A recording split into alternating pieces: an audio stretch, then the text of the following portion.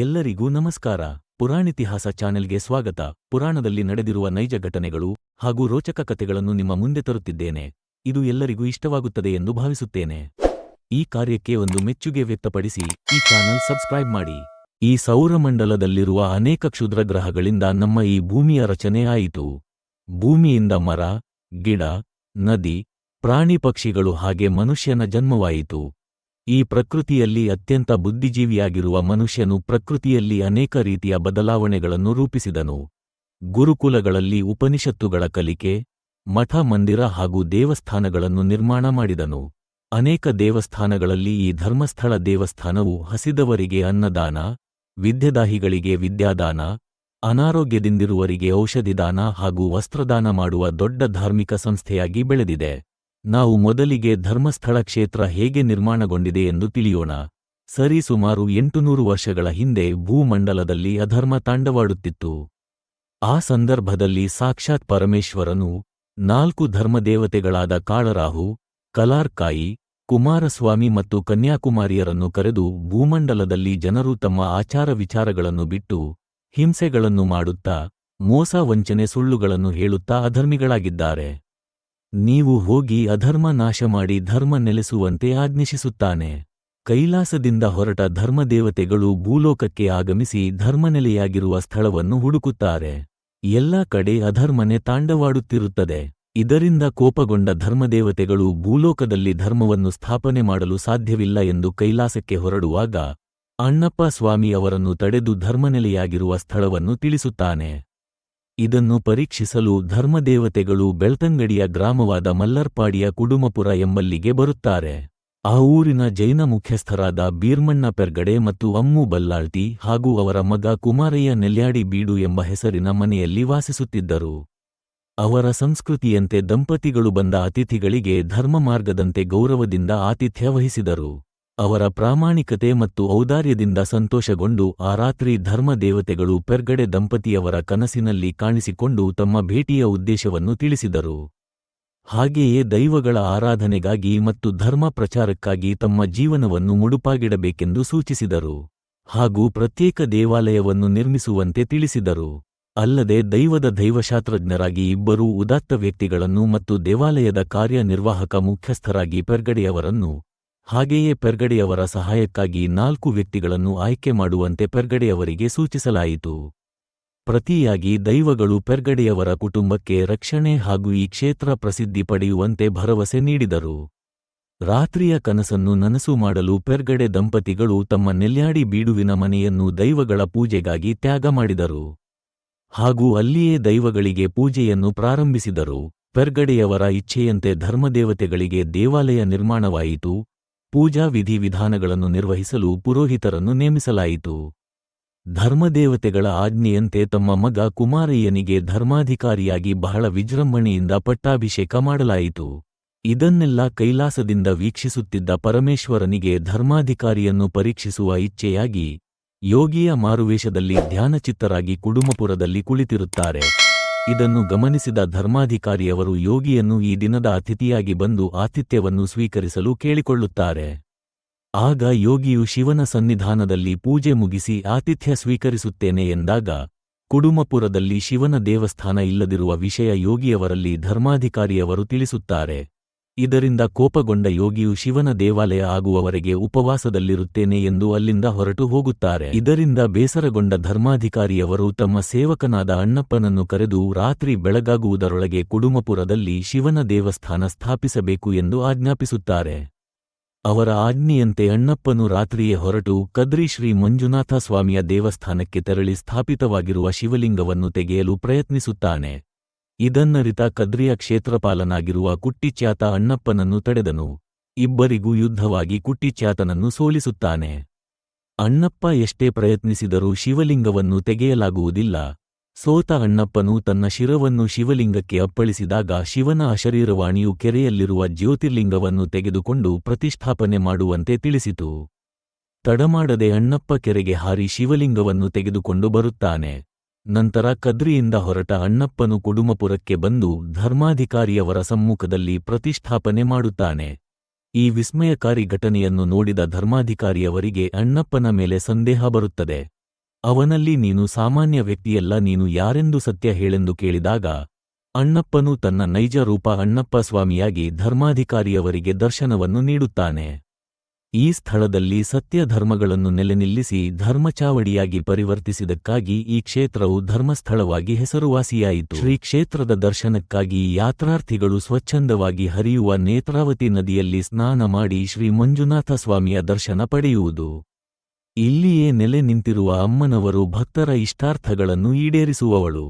ಬೆಟ್ಟದ ಮೇಲೆ ನಿಂತಿರುವ ಅಣ್ಣಪ್ಪ ಸ್ವಾಮಿ ಹಾಗೂ ಬಾಹುಬಲಿ ಸದಾ ಭಕ್ತರನ್ನು ಕಾಯುವವರಾಗಿದ್ದಾರೆ. ದಿನನಿತ್ಯದ ಭೋಜನ ವ್ಯವಸ್ಥೆಯನ್ನು ಅನ್ನಪೂರ್ಣ ಛತ್ರದಲ್ಲಿ ಕಲ್ಪಿಸಲಾಗಿದೆ. ಇಲ್ಲಿ ಮಧ್ಯಾಹ್ನದ ಊಟ ಹಾಗೂ ರಾತ್ರಿಯ ಊಟ ಉಚಿತವಾಗಿ ನೀಡಲಾಗುತ್ತದೆ. ಈ ಛತ್ರವು ಸಾವಿರಾರು ಭಕ್ತರಿಗೆ ಅನ್ನ ಪ್ರಸಾದ ನೀಡುವಲ್ಲಿ ದೇಶ ವಿದೇಶಗಳಲ್ಲಿ ಹೆಸರುವಾಸಿಯಾಗಿದೆ. ಹಾಗೆಯೇ ಶ್ರೀ ಕ್ಷೇತ್ರವು ಯಾತ್ರಾರ್ಥಿಗಳಿಗೆ ತಂಗಲು ಸನ್ನಿಧಿ, ನೇತ್ರಾವತಿ, ಗಾಯತ್ರಿ, ವೈಶಾಲಿ, ಸಾಕೇತ, ಗಂಗೋತ್ರಿ, ಶರಾವತಿ, ರಜಾತಾದ್ರಿ ಮತ್ತು ಸಹ್ಯಾದ್ರಿ ಛತ್ರಗಳ ವ್ಯವಸ್ಥೆಗಳಿವೆ. ದೇವರ ದರ್ಶನ ಪಡೆದು ತಮ್ಮ ಊರಿಗೆ ಹಿಂತಿರುಗುವ ಭಕ್ತರು ಧರ್ಮಸ್ಥಳದಲ್ಲಿ ಮಂಜುನಾಥನನ್ನು ಪ್ರತಿಷ್ಠಾಪಿಸಿದ ಅಣ್ಣಪ್ಪ ಸ್ವಾಮಿಯನ್ನು ನೆನೆದು ಅಣ್ಣಪ್ಪ ಬೆಟ್ಟಕ್ಕೆ ಹೋಗುವ ದಾರಿಯ ಎಡಭಾಗದಲ್ಲಿರುವ ಗುಡಿಯಲ್ಲಿ ಬೆನ್ನು ಕಾಣಿಕೆ ಹಾಕಿ ಗಂಧಪ್ರಸಾದವನ್ನು ಪಡೆಯುವುದು ಇಲ್ಲಿನ ಸಂಪ್ರದಾಯ. ಕ್ಷೇತ್ರದಲ್ಲಿ ನಡಾವಳಿಗಳು, ನೇಮಗಳು ಹಾಗೂ ಮಹಾಶಿವರಾತ್ರಿ ಹಬ್ಬವನ್ನು ಅತ್ಯಂತ ಸಂಭ್ರಮ ಸಡಗರದಿಂದ ಆಚರಿಸುತ್ತಾರೆ. ಶ್ರೀ ಕ್ಷೇತ್ರವು ಸಮಾಜಕ್ಕೆ ಹಲವಾರು ಕೊಡುಗೆಗಳನ್ನು ನೀಡಿದೆ. ಆಸ್ಪತ್ರೆಗಳನ್ನು, ಶಿಕ್ಷಣ ಸಂಸ್ಥೆಗಳನ್ನು ನಡೆಸುತ್ತಿದೆ. ಅವುಗಳಲ್ಲಿ ಮುಖ್ಯವಾಗಿ SDM educational society, Ujire, SDM dental college campus Sattur Dharwad, SDM yoga and nature cure hospital, Dharmasthala, Shri Dharmasthala Manjunatheshwara deaddiction and research centre, Ujire ಮಾತ್ರವಲ್ಲದೆ ಗ್ರಾಮೀಣ ಭಾಗದ ಮಹಿಳೆಯರಿಗೆ ಆರ್ಥಿಕವಾಗಿ ನೆರವಾಗಲು ಧರ್ಮಸ್ಥಳ ಸಂಘದ ವತಿಯಿಂದ ಸಾಲ ಸೌಲಭ್ಯಗಳನ್ನು ಕಲ್ಪಿಸಲಾಗಿದೆ. ಇದರಿಂದಾಗಿ ಗ್ರಾಮೀಣ ಭಾಗದ ಜನರು ಆರ್ಥಿಕವಾಗಿ ಸದೃಢರಾಗುವಂತೆ ಮಾಡಿದೆ. ಪ್ರತಿ ವರ್ಷ ಕ್ಷೇತ್ರದ ವತಿಯಿಂದ ಸಾಮೂಹಿಕ ವಿವಾಹ ಕಾರ್ಯಕ್ರಮವನ್ನು ಆಯೋಜಿಸಲಾಗುತ್ತದೆ. 53ನೇ ಸಾಮೂಹಿಕ ವಿವಾಹವು ಮೇ ತಿಂಗಳಲ್ಲಿ ನಡೆಯಿತು. ಇದರಲ್ಲಿ 75 ಜೋಡಿಗಳು ದಾಂಪತ್ಯ ಜೀವನಕ್ಕೆ ಕಾಲಿಟ್ಟಿದ್ದಾರೆ. ಇಲ್ಲಿಯ ತನಕ ಒಟ್ಟು 12,975 ಜೋಡಿಗಳು ಇದರ ಸದುಪಯೋಗವನ್ನು ಪಡೆದಿರುತ್ತಾರೆ.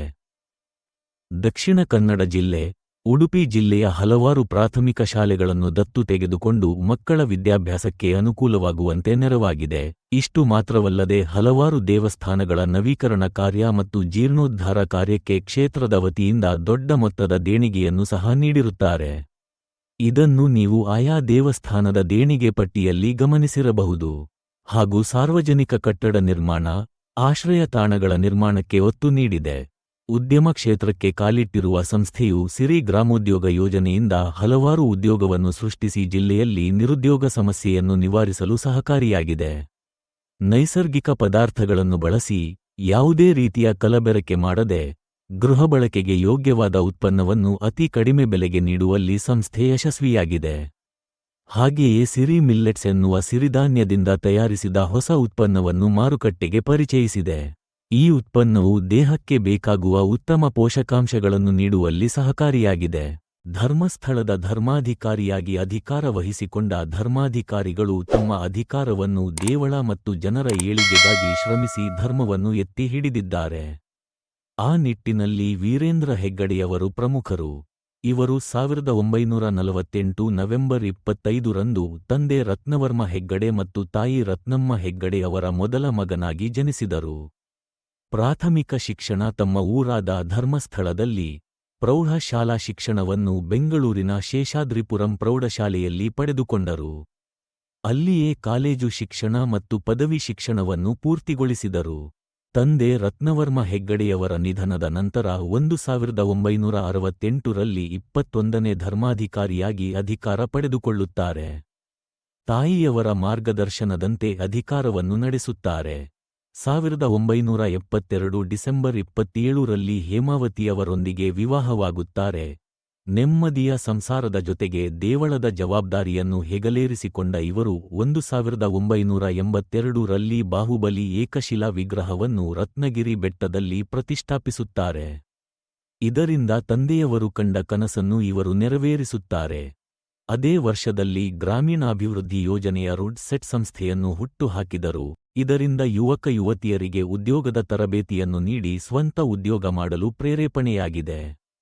ಹೀಗೆ ಹಲವಾರು ಸಮಾಜಮುಖಿ ಕಾರ್ಯಗಳಲ್ಲಿ ತನ್ನನ್ನು ತಾನು ತೊಡಗಿಸಿಕೊಂಡಿದ್ದಕ್ಕಾಗಿ 1985ರಲ್ಲಿ ಕರ್ನಾಟಕ ಸರ್ಕಾರದಿಂದ ರಾಜ್ಯೋತ್ಸವ ಪ್ರಶಸ್ತಿ, 1993ರಲ್ಲಿ ರಾಷ್ಟ್ರಪತಿಯಿಂದ ರಾಜಶ್ರೀ ಬಿರುದು, 1994ರಲ್ಲಿ ಮಂಗಳೂರು ವಿಶ್ವವಿದ್ಯಾಲಯದಿಂದ ಗೌರವ ಡಾಕ್ಟರೇಟ್ ಪದವಿಯನ್ನು ನೀಡಿ ಗೌರವಿಸಿದ್ದಾರೆ. ಇದರಿಂದಾಗಿ ಇವರು ಡಾಕ್ಟರ್ ವೀರೇಂದ್ರ ಹೆಗ್ಗಡೆರಾದರು. 2000 ದೇಶದ ಅತ್ಯುನ್ನತ ನಾಗರಿಕ ಪ್ರಶಸ್ತಿಯಾದ ಪದ್ಮಭೂಷಣ ಪ್ರಶಸ್ತಿಯನ್ನು ನೀಡಿ ಗೌರವ. 2007ರಲ್ಲಿ RJUHSನಿಂದ ಡಾಕ್ಟರೇಟ್ ಪದವಿ ಪ್ರದಾನ. 2009ರಲ್ಲಿ ಕರ್ನಾಟಕ ಸರ್ಕಾರವು ಕರ್ನಾಟಕ ನಾಗರಿಕ ಪ್ರಶಸ್ತಿಯಾದ ಕರ್ನಾಟಕ ರತ್ನ ನೀಡಿ ಗೌರವಿಸಲಾಗಿದೆ. 2010ರಲ್ಲಿ ಕರ್ನಾಟಕ ಯೂನಿವರ್ಸಿಟಿಯಿಂದ ಡಾಕ್ಟರೇಟ್ ಪದವಿ.